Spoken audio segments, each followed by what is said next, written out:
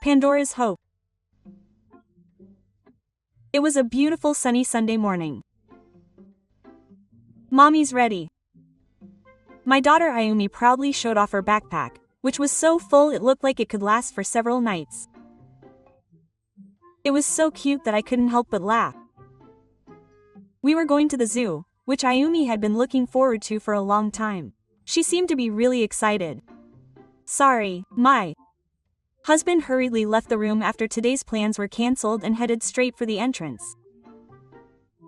When I asked him about it, he said that my sister-in-law Yuki had to go out and I had to take her home. When I checked, it seemed that Yuki's errand wasn't urgent. I was surprised that she was just planning to go out because it was the weekend and that she would be driving. What about the zoo? Wasn't it Amy who made the appointment first? Question mark. You two can go together. Then I'm counting on you. Even so. We can't go to the zoo if you use the car. My husband wouldn't listen to me because he was in a hurry, and I could only watch in amazement. My father helped me out and I was somehow able to keep my promise to my daughter. Now we're on our way back from the zoo. He seemed to be exhausted from all the excitement and was lying down in the back seat. Thank you so much for today. I'm sorry for causing you trouble. No, I had fun too. But are you okay? My father asked worriedly because things like this were not uncommon. It all started when Yuki got divorced 6 months ago. I heard that her husband was a terrible person and that he was kicked out with the kids. Since then, her husband has been very considerate and often prioritizes his family over her every request. That said, as a woman, I can understand how inconvenient Yuki's upbringing is and how she can't just leave him alone. But I honestly couldn't stand the thought of this going on forever. Still, this was just for now. Once Yuki's life settled down, this lifestyle would end. I didn't know that was an overly optimistic idea, but I tried to convince myself of it. The incident happened one day sometime later. When I was trying to save my part-time salary in the couple's bank account, I noticed that 100,000 yen had been taken out. Since I had no idea what had happened, it must have been my husband who had withdrawn the money. That night, after Ayumi had gone to bed, I confronted my husband and he readily admitted that he had done it. I had no choice but to do it because my sister said she was struggling financially. So I gave her 100,000 yen. Life isn't easy for me either, and 100,000 yen is a lot of money. As Ayumi grows up, her expenses will increase, and that was supposed to be her savings. Besides, there should be public support available even if we don't help her. My sister is pitiful. How can you say such terrible things? My husband spat out his words as if I were a cruel person. I didn't say not to help, I just said there was a limit. But the discussion was abruptly cut off, leaving me with nothing but great dissatisfaction. The next incident happened the following month, at Ayumi's elementary school entrance ceremony. We had promised to go together, but in the morning my husband said he couldn't go because he had to accompany my sister shopping. But something was strange. My husband had just woken up and hadn't even touched his smartphone. When I asked him when Yuki had asked him to do it, he said it had been a few days ago. If I had told you in advance, you would have definitely complained. Of course not, Ayumi is looking forward to it too. You can go shopping anytime, but the elementary school entrance ceremony only happens once in a lifetime. I couldn't believe you would choose to go shopping. It's fine since you're going. Don't you feel sorry for your sister?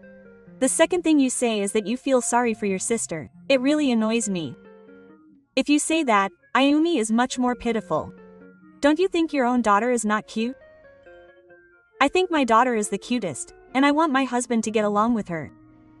But she didn't change her mind, and after getting ready, she ran out of the house as if she was running away. The entrance ceremony made my daughter sad, and Ayumi got angry and stopped talking to my husband.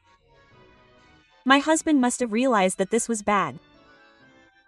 They made up by promising to buy a fancy cake for Ayumi's birthday the following day. However, when the day came, my husband didn't come home for a long time. When he finally did come home, he had nothing but his work suit with him. I had a bad feeling. I was scared. I asked my husband what happened to the cake. I stopped by my sister's place and left it behind. Do you think I left it behind? She said she hasn't eaten cake in a long time. Isn't that sad? He said the same thing he always said. Then he started talking about how fancy the cake was and how much Yuki and the others enjoyed it. I couldn't stand by any longer when my daughter couldn't eat cake on her own birthday. I was on the verge of exploding with anger. I hate my dad. Ayumi went back to her room with tears in her eyes. My husband slammed the door shut as Ayumi slammed it shut. What's with that attitude? It's the cake. Don't you understand how important that cake was to me? Birthdays are special days, and cake is a symbol of that. What's more, she had been looking forward to it because she believed in the promise her father had made, but she was betrayed so easily. Thinking about her disappointment and sadness made my heart want to burst. And it wasn't just this time. Amy and I had always been put on the back burner and made to endure.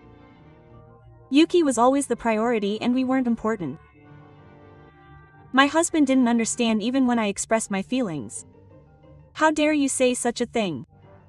My sister is pitiful. Then you're saying Amy isn't pitiful. So I should just ignore my sister. Do you have no heart? I'm just asking you not to make my beloved daughter sad. Why do I have to be attacked and told that I have no heart? The frustration that had been building up had reached a point where I couldn't stand it anymore. The next day, when Ayumi came home from elementary school, I packed my things and decided to go back to my parents' house. I didn't want to be with my husband anymore. She would be going to elementary school from my parents' house, and I was worried about what kind of impact it would have on my daughter. But it seemed that Ayumi had reached her limit, and when I explained the situation, she understood. Since my parents were born, I think he's actually been smiling more. Because of that, I felt even more strongly that I didn't want a father like that. My husband called me many times to come home, but of course I refused. Then, perhaps thinking that I wouldn't be able to get through to him, he came to my parents' house in person to see me. Moreover, she bowed her head with a tearful face, probably because she felt sorry for bringing Yuki along. It's my fault, isn't it? I'm really sorry. She seemed to feel a little guilty when she heard that I had returned to my parents' house, and she seemed to be peeing a little. She was originally a bald person, so she looked like she might disappear at any moment.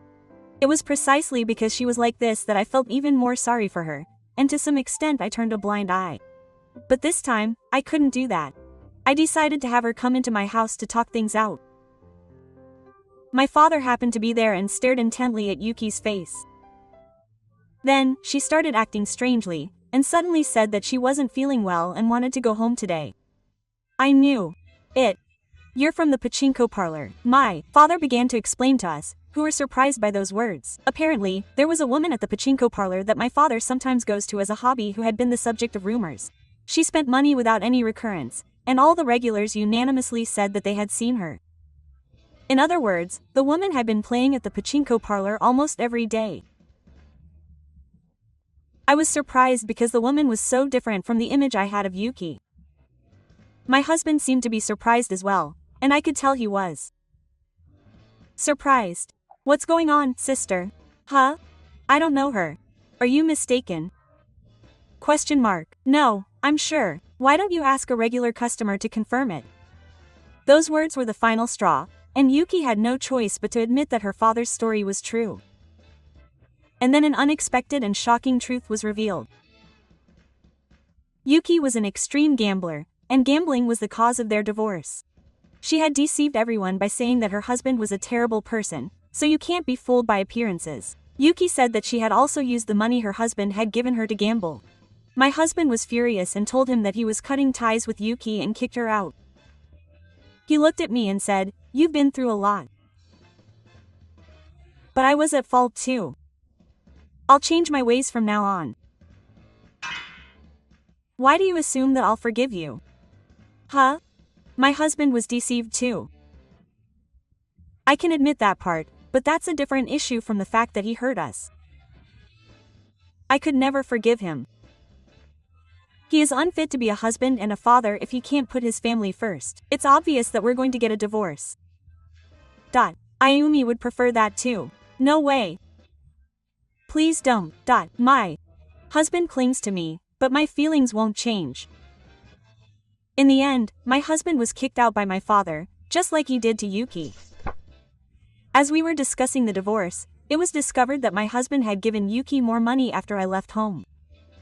The amount was a whopping 3 million yen. Apparently, they said there would be a serious lawsuit.